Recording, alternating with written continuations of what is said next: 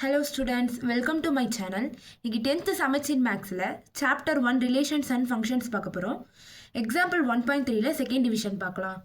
Let's a equal to x belongs to n.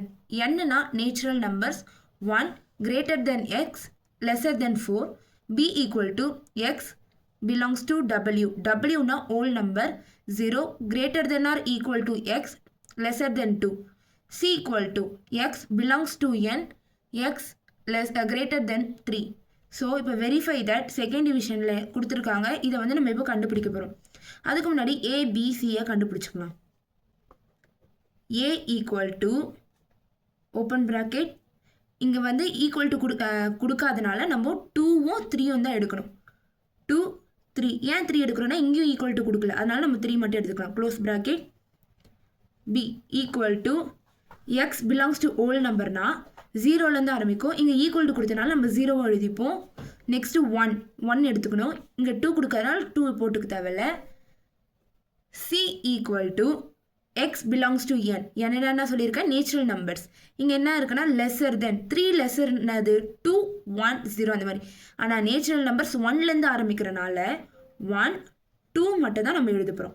So ஏபிசியை fine பண்ணியாச்சு. இப்போ நம்ம வந்து டிவிஷனை நம்ம கண்டுபிடிக்கலாம்.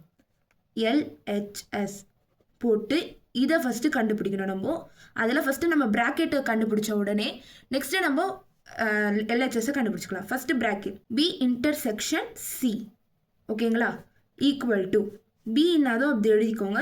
0,1 இன்டர்செக்ஷன் 1,2. இப்போது இன்டர்செக்ஷன்னா காமனாக இருக்கிறது மட்டும் தான் எழுதணும். இது ரெண்டுத்துல எது காமனாக இருக்கும், 1 இருக்கா ரெண்டுத்துலேயும். ஸோ நம்ம 1 மட்டும் எழுதிக்கலாம்.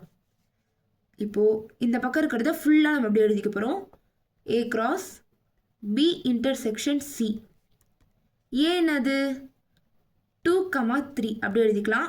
கிராஸ் பி இன்டர்செக்ஷன் சியை நம்ம இப்போ தான் கண்டுபிடிச்சோம், அதை அப்படியே எழுதிக்கலாம்.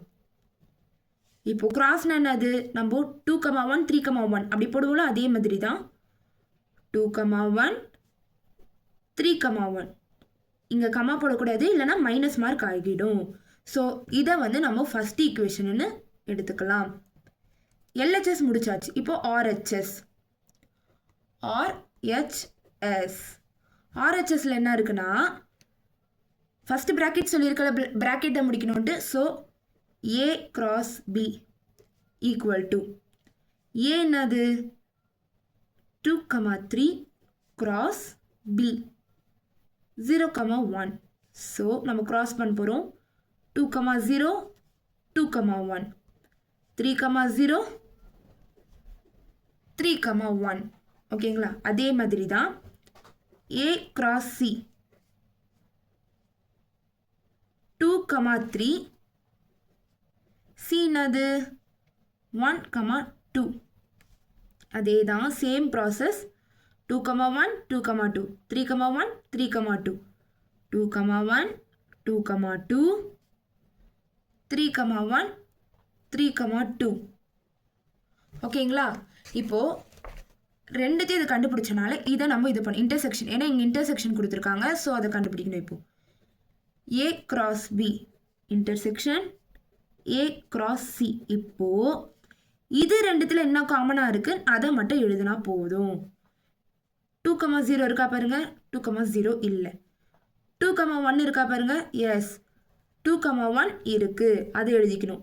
3,0 இருக்கா பாருங்க, இல்லை. 3,1 இருக்கா பாருங்க, எஸ் 3,1 இருக்குது. இது வந்து செகண்ட் டிவிஷன். ஸோ 1ம் 2ம் கரெக்டாக இருக்கா பாருங்க. 2,1 2,1 3,1 3,1.